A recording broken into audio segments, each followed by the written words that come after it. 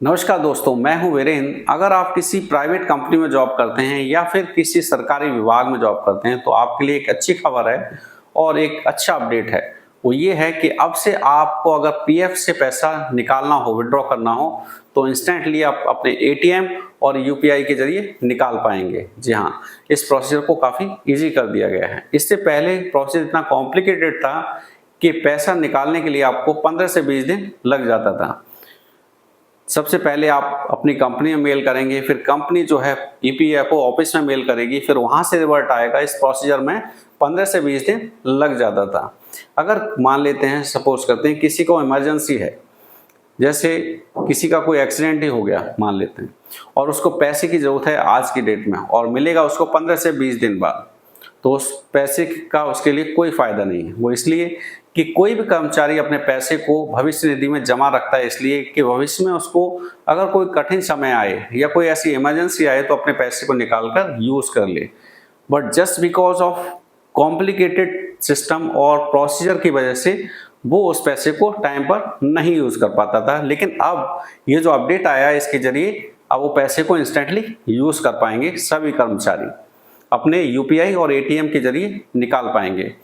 तो इस वीडियो में हम जानेंगे कि कितनी लिमिट है कि एक बार में कितना पैसा निकाल पाएंगे एटीएम और यूपीआई से, और जो है कब से ये स्टार्ट हो जाएगा, कब से ये वेबसाइट अपडेट हो जाएगी, कितना समय और लगेगा, और कौन से ऐसे ऑप्शंस हैं जो इसमें ऐड कर दिए गए हैं। क्योंकि पहले क्या था कि जो है अगर आप बीमार हैं, बीमारी का कारण ही बताकर आप पीएफ से पैसा निकाल पाते थे, लेकिन उसके अलावा भी ऑप्शंस को ऐड कर दिया गया है।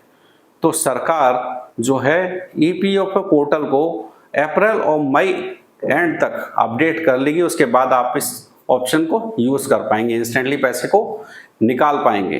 दूसरा जो है इसकी जो इंस्टेंट पैसा निकालने की लिमिट है एक बार में, वो 1 लाख रुपए तक आप निकाल पाएंगे एटीएम और जो है यूपीआई से। और तीसरा, इससे पहले ये होता था कि केवल आप बीमारी में ही पैसे को यूज कर सकते हैं, निकाल सकते हैं, लेकिन अब ऐसा नहीं होगा।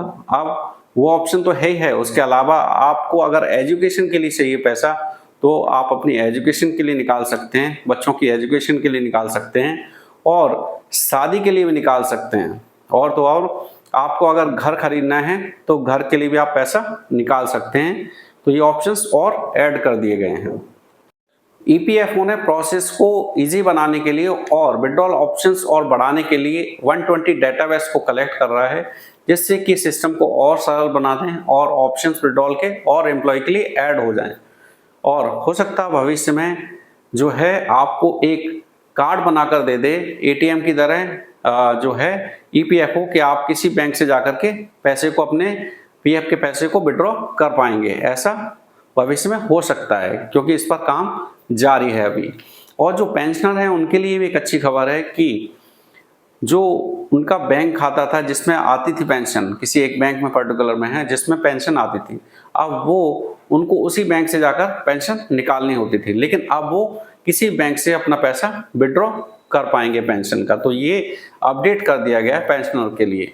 ये जो प्रोसीजर्स को सरल किया गया है, इससे लाखों कर्मचारियों को फायदा होने वाला है।